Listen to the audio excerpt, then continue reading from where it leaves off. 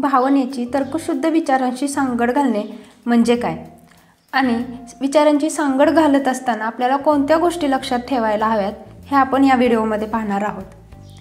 काही लोकांना विमानानं प्रवास करण्याची भीती वाटते. पुष्कळदा या भयाचं मूळ कारण असतं नियंत्रणाचा अभाव. त्यांना कायम ही भीती वाटत असते की आपल्याकडे कोणतंही नियंत्रण नाही, आपलं पूर्ण नियंत्रण हे पायलटकडे आहे. या भीतीपोटी लोक विमानाच्या ऐवजी कारने लांब लांबचा प्रवास करतात.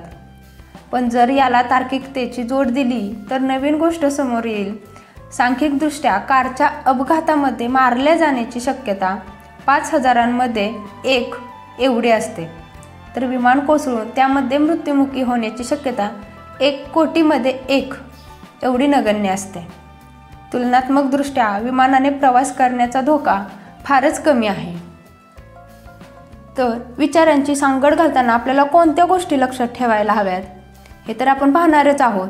पण त्यासाठी व्हिडिओ शेवटपर्यंत नक्की बघा आणि व्हिडिओला लाईक, शेअर आणि सबस्क्राईब करायला विसरू नका. तर यातील पहिली गोष्ट म्हणजे नियंत्रण. एखाद्या परिस्थितीवर आपलं कितपत नियंत्रण आहे त्याविषयी आपण चुकीचा अंदाज बांधतो. जेव्हा परिस्थितीवर आपलं अधिक नियंत्रण आहे असं वाटतं त्यावेळी आपण बहुतांश वेळा अधिक मोठे धोके पत्करण्यास सज्ज असतो. 2. निष्काळजीपणा. जेव्हा सुरक्षा व्यवस्था जागच्या जागीच असते तेव्हा आपण अधिक निष्काळजीपणे वागतो. आपल्याला जेव्हा खात्री पटते की सुरक्षिततेसाठी सगळी साधनं लावलेली आहेत त्यावेळी आपण अधिक अविचारीपणानं वागतो आणि अंतिमतः आपण स्वतःचाच धोका ओढवून घेतो. जेव्हा लोकांनी सीट बेल्ट लावलेले असतात त्यावेळी गती वाढवण्याकडे त्यांचा कल असतो. विमा कंपन्यांनी असं निदर्शनात आणलं आहे की कारमध्ये सुरक्षिततेची साधनं वाढवल्याने काही अंशी कारचे अपघात वाढलेले दिसतात. 3. कौशल्य आणि योगायोग. कौशल्य आणि योगायोग यामधील फरक लोक जाणत नाहीत. जुगारी अड्ड्यांनी असं निरीक्षण नोंदविलं आहे की ज्यावेळी जुगारी लोक क्रॅप्स खेळतात त्यावेळी त्यांना जिंकण्यासाठी जी संख्या यायला हवी त्यासाठी ते वेगवेगळ्या पद्धतीनं सोंगटी फेकतात. जेव्हा त्यांना मोठी संख्या हवी असते तेव्हा ते सोंगटी खूप जोराने लावून फेकतात आणि जेव्हा त्यांना छोटी संख्या हवी असते तेव्हा ते सोंगटी हळूच फेकतात. भलेही हा खेळ योगायोगाचा असला तरीही लोक असे वागतात जणू काही हा खेळ खेळण्यासाठी एखाद्या कौशल्याचीच गरज आहे. 4. अंधश्रद्धा. लोकांमध्ये भीती वाढण्याचं अजून एक मोठं कारण म्हणजे अंधश्रद्धा. लोक सकाळच्या वेळी पेपरमधील राशी भविष्य वाचतात आणि ते सुरक्षित आहे की असुरक्षित हे ठरवतात. 13 तारीख अशुभ मानल्यामुळे त्या दिवशी सरासरी कमी लोक प्रवास करतात.